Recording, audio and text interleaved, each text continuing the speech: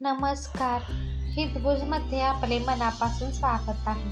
आज आपण the power of subconscious mind म्हणजेच आपल्या अंतर्मनाची शक्ती या डॉक्टर जोसेफ मर्फी यांच्या पुस्तकातील आधुनिक काळामध्ये कसे मानसिक उपचार केले जातात आणि त्यासाठी अंतर्मनाचा कसा उपयोग केला जातो याविषयी आज आपण माहिती जाणून घेणार आहोत.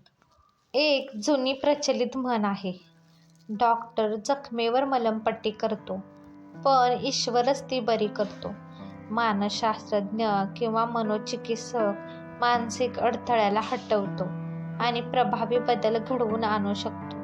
उपचारक तत्व प्रवाही होते, रोगी पुन्हा स्वस्थ होतो. तसेच सर्जन हा शारीरिक अडथळा दूर करून उपचारक शक्ती प्रवाहाला सामान्यपणे कार्य करण्यास मदत करतो. कोणीही व्यक्ती अधिकृतपणे दावा करू शकत नाही की मीच रोग्याला बरं केलं. त्या एकाच उपचारक शक्तीला वेगळी नावं देण्यात आली आहेत. निसर्ग, जीवन, ईश्वर, सर्जनात्मक बुद्धिमत्ता. पण खऱ्या अर्थानं ती सगळी त्या अंतर्मनाच्या शक्तीची नावं आहेत. नवचैतन्य देणाऱ्या उपचारक जीवन तत्वाला अडथळा ठरणाऱ्या मानसिक, भावनिक आणि शारीरिक अडथळ्यांना आपण अनेक मार्गांनी दूर करू शकतो. योग्य दिशा मिळताच तुमच्यातलं उपचारक तत्व तुमचे सगळे शारीरिक व मानसिक आजार दूर करू शकतो. तुम्ही कोणत्याही विशिष्ट धर्माचा सदस्य असणं मुळीच गरजेचं नाही. तुम्ही कितीही नास्तिक असा तरीही तुमचं अंतर्मन तुमच्या हाताला लागलेला चटका किंवा जखम पूर्णपणे बरी करू शकते. तुमच्या अंतर्मनाची अफाट बुद्धिमत्ता आणि शक्ती तुमच्या विश्वासावर श्रद्धेनुसार प्रतिसाद देते. हेच आधुनिक पद्धतीचं अधिष्ठान आहे. मानसिक उपचार करणारे किंवा धर्मगुरू बायबलमधल्या वचनांचं पालन करतात, म्हणजे ते त्यांच्या मनाला शिथिल करतात. मनाची कवाड सगळ्या बाह्य अडथळ्यांसाठी बंद करून टाकतात आणि मग शांतपणे त्यांच्या अंतर्मनाशी विनवणी करतात. तुमच्या इच्छांच्या अंतिम पूर्ततेची कल्पना करा. ती पूर्णच झाली आहे अशी अनुभूती घ्या. मग असं अपरिमित जीवनसत्व तुमच्या सजग निवडीला व विनंतीला प्रतिसाद देईल. आता उपचार ही एक प्रक्रिया. जगातील प्रत्येक वस्तूत एकच सर्वव्यापी उपचार तत्व आहे. मग ते मांजर असो, कुत्रा असो, वृक्ष असो, हवा असो वा धरती. कारण प्रत्येक वस्तू चेतनामय आहे. हे जीवन तत्व प्राणी, वनस्पती आणि खनिज साम्राज्यात एक सहज प्रवृत्ती म्हणून आणि वाढीचा नियम म्हणून कार्य करते. सर्वजण जीवन तत्वाबद्दल सजग आहेत. म्हणून या जीवन तत्वाला आपण जाणीवपूर्वक आपल्या लाभासाठी अनेक प्रकारे वापरू शकतो. या सर्वव्यापी शक्तीचा उपयोग करण्यासाठी विविध प्रकार, तंत्र प्रचलित आहेत. पण बरं होण्याची एकच प्रक्रिया आहे, ती म्हणजे विश्वास. तुमच्या विश्वासानुसार तुम्हाला सर्व मिळेल. जीवनाचा नियम म्हणजेच विश्वास. तुमच्या स्वतःबद्दल, जीवनाबद्दल आणि सगळ्या ब्रह्मांडाबद्दल काय विश्वास आहे. जसा विश्वास तसेच परिणाम. विश्वास किंवा श्रद्धा तुमच्या मनातील मूळ विचार आहे, ज्याच्याद्वारे तुमच्या अंतर्मनाची शक्ती तुमच्या जीवनाच्या सर्व क्षेत्रात वाढत असते.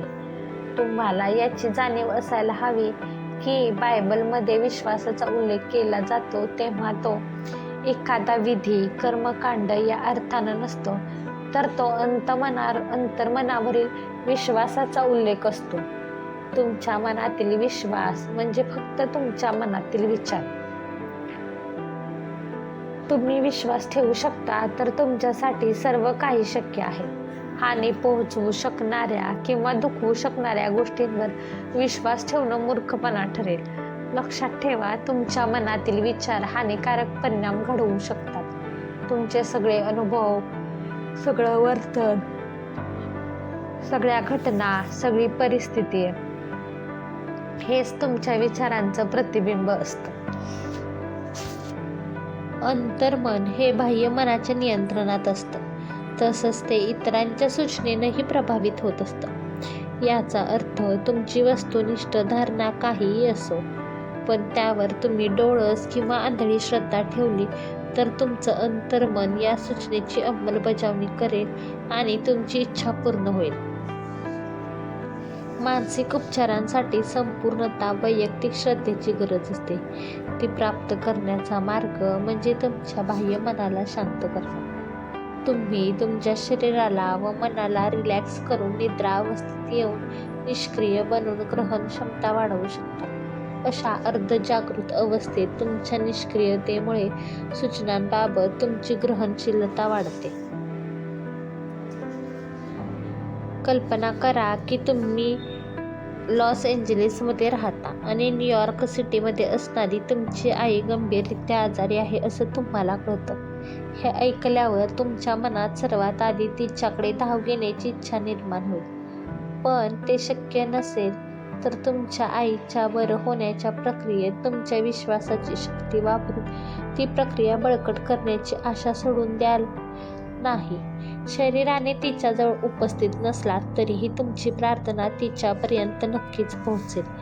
चराचरात अंतरंगात असलेला तो परमपिता सर्व काही घडवून आणतो. सर्जनात्मक रचनात्मक मन एकच आहे. मनाचा रचनात्मक नियम तुमचं काम करतो. तुम्हाला फक्त स्वतःच्या मानसिक स्वास्थ्य सुसंवादांची आंतरिक जाणीव निर्माण करायची आहे. त्याची प्रक्रिया आपोआप घडेल. तर कशी? तुम्ही तुमच्या अंतर्यामी निर्माण केलेली जाणीव तुमच्या अंतर्मनाद्वारे तुमच्या आईच्या मनापर्यंत पोहोचते. तुमचं आरोग्य, शक्ती आणि पूर्णतेचे विचार एका वैश्विक मनाद्वारे कार्यरत करतात. मनाच्या सिद्धांताला स्थळ काळाचं बंधन नसतं.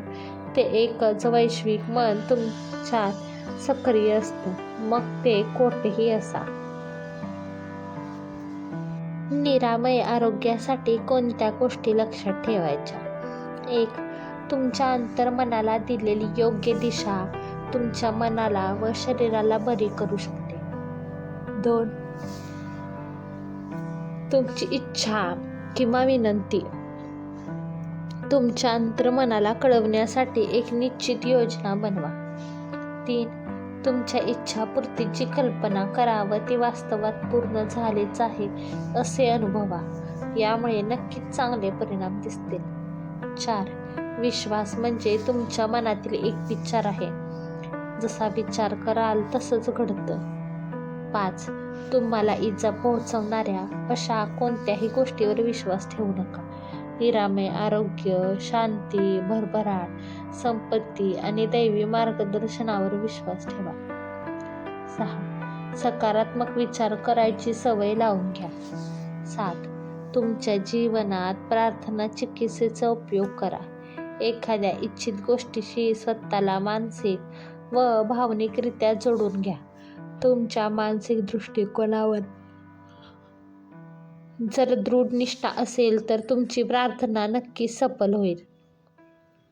8. तुमच्या बाह्य मनाच्या व अंतर्मनाच्या कार्याचं ज्ञान म्हणजेच विश्वास.